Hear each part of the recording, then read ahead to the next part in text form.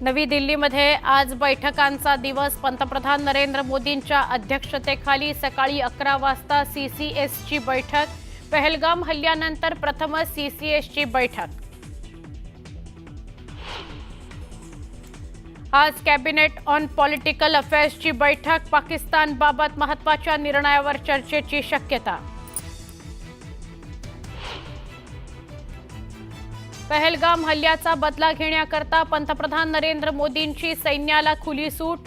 सैन्यानं वेळ आणि टार्गेट ठरवावं, दहशतवाद्यांना चोख उत्तर द्या।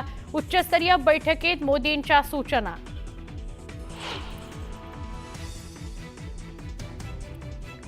राजधानी दिल्लीत हालचालींना वेग। सैन्य दलाच्या बैठकीनंतर गृहमंत्री अमित शहा पंतप्रधान नरेंद्र मोदींची भेट घेणार, तर पंतप्रधानांच्या निवासस्थानी मोदी आणि मोहन भागवत यांच्यात चर्चा।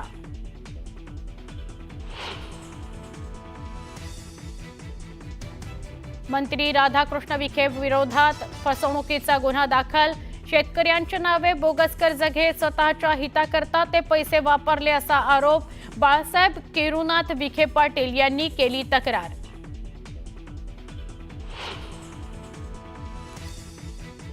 सरकारी योजनांची पायमल्ली केल्याप्रकरणी नागपुरातील 25 रुग्णालयांना नोटीस। रुग्णालय रुग्णांकडून पैसे उकळत असल्याचा धक्कादायक प्रकार समोर।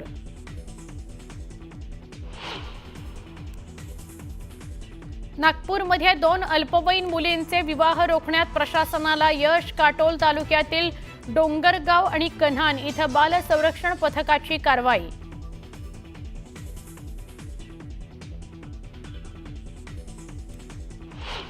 पश्चिम बंगालमधील कोलकाता इथल्या मेचुआ पट्टी परिसरातील एका हॉटेलमध्ये आगडोंब। 15 जणांचा मृत्यू। आगीवर नियंत्रण मिळवण्याचे प्रयत्न।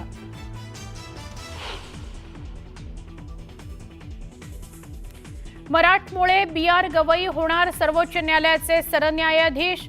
गवईंच्या नावाला राष्ट्रपती द्रौपदी मुर्मूंकडून मंजुरी।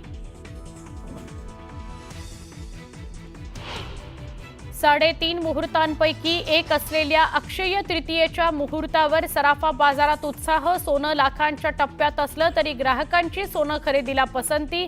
घर वाहन खरेदीकडे लोकांचा कल।